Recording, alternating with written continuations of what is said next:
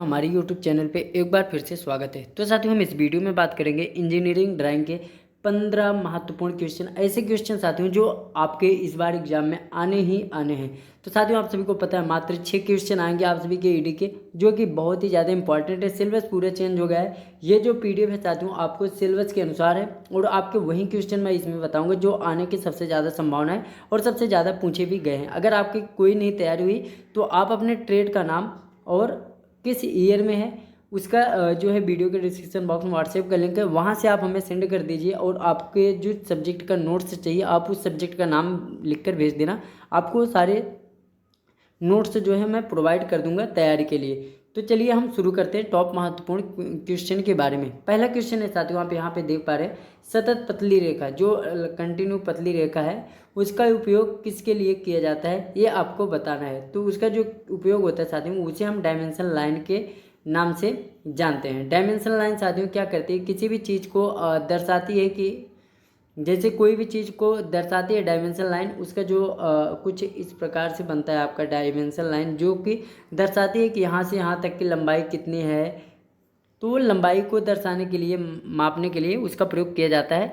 आगे चलते हैं साथियों, क्वेश्चन नंबर 2 पे बात करते हैं। क्वेश्चन नंबर 2 है, यहाँ पे आप देख पा रहे हैं। क्वेश्चन नंबर 2 पे दिखाया गया है, नीचे दी गई रेखा के लिए किया जाता है। ये जो रेखा है साथियों, एक कौन सी रेखा है, इसका जो है प्रयोग क्या है ये आपको बताना है। तो इसे साथियों जो है हम किस नाम से जानते हैं, ये जो है साथियों लॉन्ग ब्रेक लाइन है। ये जो है ऐसे करके ऐसे है फिर ऐसे है, तो ये जो है साथियों ये आपकी लॉन्ग ब्रेक लाइन है। एक होती है शॉर्ट ब्रेक लाइन, वो कुछ ऐसे होती है, ऐसे करके फिर ऐसे होती है, तो शॉर्ट ब्रेक लाइन होती है। तो लॉन्ग ब्रेक लाइन के लिए यहाँ पे हम इस रेखा का प्रयोग करते हैं। चलते हैं क्वेश्चन नंबर 3 पे बात करते हैं। क्वेश्चन नंबर 3 साथियों ये है आपका, जो कि सारे महत्वपूर्ण क्वेश्चन है आप यहाँ पे देख पा रहे हैं। यहाँ पे इस रेखा का नाम आपको बताना है।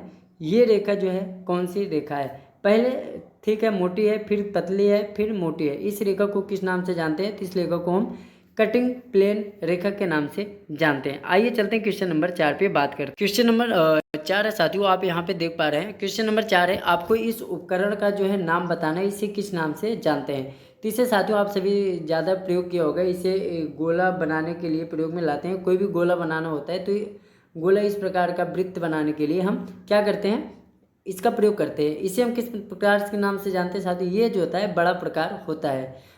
ये बड़ा प्रकार होता है, एक छोटा प्रकार होता है, उसमें इस प्रकार की डिजाइन नहीं होती, तो इसे हम बड़े प्रकार के नाम से जानते हैं। चलते हैं साथियों क्वेश्चन नंबर 5 पे बात करते हैं। क्वेश्चन नंबर 5 ये है साथियों, यहाँ पे दिया है, ये सारे महत्वपूर्ण क्वेश्चन है।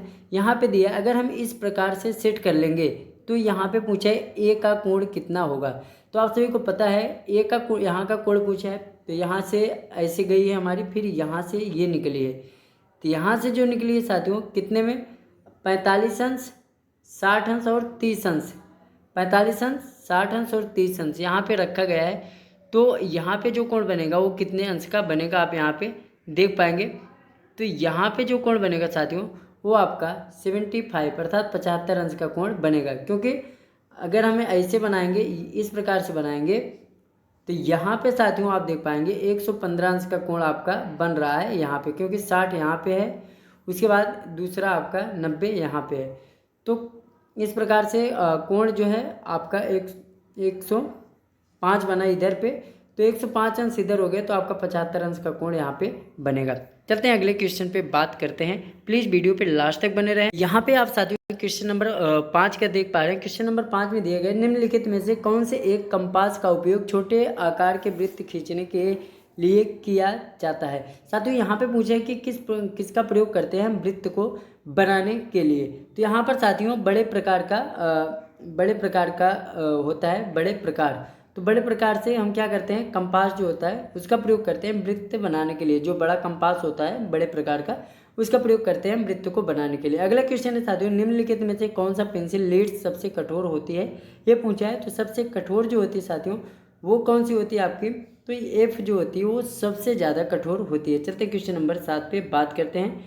क्वेश्चन नंबर 7 है, यहाँ पे आप देख पा रहे हैं, किसी दी गई रेखा से कोण बनाने के लिए उच्च सटीकता के लिए आपको चांदा पर कौन कौन से निशान संरेखित करने चाहिए। ये पूछे किससे बनाने के लिए, चांदा आपका कुछ इस प्रकार से होता है, आप लोगों ने देखा होगा। तो यहाँ पर जो है कोण दिखाए रहते हैं, तो आपने देखा होगा चांदा। तो ये पूछा है साथियों आपको किस पर कौन से निशान संरेखित करने चाहिए, ये आपसे पूछा गया है। तो इसका कौन सा राइट आंसर हो जाए, तो इसका जो राइट आंसर हो जाएगा साथियों, आपको पता है कि इस प्रकार के जो भी चांदा होता है यहाँ से शुरू होता है ऐसे करके 0 से, और यहाँ तक आते आते 10 भी ऐसे ऐसे करके आते आते यहाँ पे 180 होता है। तो मतलब 0 से 180 आंसर तो आपका ये हो जाएगा ऑप्शन। यहाँ पे आप देख पा रहे हैं साथियों, क्वेश्चन नंबर 8 है, समानांतर रेखाएं खींचने के किसकी सहायता से खींचा जा सकता है। समानांतर मतलब साथियों एक समान अंतर से अगर हमें रेखा खींचना है तो किसकी सहायता से खींच सकते हैं साथियों, मिनी ड्राफ्टर होता है उसकी सहायता से जो हम खींच सकते हैं, टी स्क्वायर से भी खींच सकते हैं, सेट स्क्वायर के जोड़े से भी खींच सकते हैं, तो तीनों से खींच सकते हैं। तो इसलिए आपका जो राइट आंसर हो जाएगा वो हो जाएगा उपरोक्त सभी, ऑप्शन डी हो जाएगा राइट आंसर। आपके जिस सब्जेक्ट के नोट न हो साथियों आप हमें कमेंट करके उस सब्जेक्ट का आपके कौन ट्रेड में और कौन से सब्जेक्ट चाहिए, आपको सारी पीडीएफ मिल जाएगी। मैंने सारे ट्रेड के पीडीएफ जो है बना रखे हैं, तो प्लीज़ चैनल को जरूर सब्सक्राइब कर देना। तो क्वेश्चन नंबर 9 आप देख पा रहे हैं कि कुछ इस प्रकार से आया है। यहाँ पे जो है सिंबल पूछा गया है, ये जो सिंबल है साथियों ये किस प्रकार का सिंबल है ये आपको बताना है। SCR है, UJT है, डायक है या ट्रैक है, ये कौन सा सिंबल है ये जो है आप सभी को बताना है। तो साथियों ये जो सिंबल है आप देख पा रहे हैं, इसका ये जो सिंबल है ये वाला आपका कौन सा सिंबल है, ये UJT का सिंबल है। अगला क्वेश्चन है, आप यहाँ पे देख पा रहे हैं सिंबल भी दिख रहा है आप लोगों को, ये वाला सिंबल यहाँ पे, और ये इस वाले पार्ट का नाम पूछा है एक्स से जो दर्शाया है, तो कौन सा है साथियों। यहाँ पर जब भी बोल्ट होती है तो इसके ऊपर जो ये होती है, बोल्ट के ऊपर क्या होती है, थ्रेड होती है, जो कि आपका राइट आंसर हो जाएगा। यहाँ पे आप साथियों क्वेश्चन नंबर 11 देख सकते हैं। क्वेश्चन नंबर 11 ये यहाँ पे एक चिन्ह दिखाया गया है, इसका पूछा है ये कौन सा है। तो साथियों ये जो है ओम मीटर का सिंबल है। तो साथियों यहाँ पे सारे मैंने कई सारे पीडीएफ से अलग अलग क्वेश्चन, जो टॉप क्वेश्चन है वो आपको बता रहा हूँ, आपको ये सारी पीडीएफ मिल जाएगी, आप कमेंट करके जरूर हमसे मांग लेना। तो चलते हैं साथियों आगे बात करते हैं। अगला क्वेश्चन है, आप यहाँ पे देख पा रहे हैं, आयाम रेखा और वक्र रेखा जोड़ने के लिए किस प्रकार की रेखा का उपयोग किया जाता है। आयाम रेखा साथियों और वक्र रेखा दोनों को अगर बोले डायमेंशन लाइन और कर्वड लाइन को जोड़ने के लिए हम किसका प्रयोग करते हैं, तो हम लीडर लाइन का जो है प्रयोग करते हैं। क्वेश्चन नंबर 12 का जो राइट आंसर हो जाएगा वो हो जाएगा ऑप्शन है लीडर लाइन।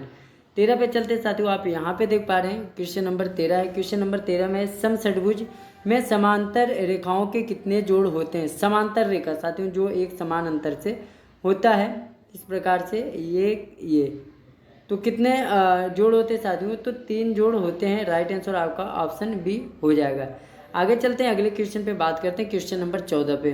तो अगला क्वेश्चन है, आप यहाँ पे देख पा रहे हैं साथियों, अगला क्वेश्चन है, सेंटर रेखा को और किस रूप में खींचा जाता है ये आपको बताना है। सेंटर रेखा साथियों आपको पता है एक बड़ी होती है, एक छोटी होती है, फिर एक बड़ी, फिर एक छोटी, फिर एक बड़ी, इस प्रकार से खींचा जाता है। तो उसे हम और किस रेखा के नाम से खींच सकते हैं, उसे हम लंबे डैश डॉट पॉइंट संकीर्ण रेखा के द्वारा भी खींच सकते हैं। क्वेश्चन नंबर 15 पे बात करते हैं साथियों। यहाँ पे आप क्वेश्चन नंबर 15 जो है देख सकते हैं, 3 दृश्यों को दिखाने वाले, यहाँ पे आप देख पा रहे हैं 3 दृश्यों से दिखाने वाले एक वस्तु का प्रोजेक्शन जो है जाना जाता है। 3 दृश्य मतलब साथियों आपका फ्रंट, साइड और टॉप, इन तीनों दृश्यों को दिखाने के लिए जो एक वो होती है उसे हम किस प्रोजेक्शन के नाम से जानते हैं। प्रोजेक्शन आप सभी को पता है 2 होती है, एक आइसोमेट्रिक होती है, एक ऑर्थोग्राफी होती है। तो आपका राइट आंसर हो जाएगा ऑप्शन डी, ऑर्थोग्राफी के नाम से जानते हैं। तो साथियों ये सारे क्वेश्चन थे महत्वपूर्ण जो हमने पीडीएफ से निकाल के बनाए, कई सारे पीडीएफ से। अगर आपको ये सारी पीडीएफ चाहिए तो आप हमें कमेंट बॉक्स में जरूर बताना। धन्यवाद।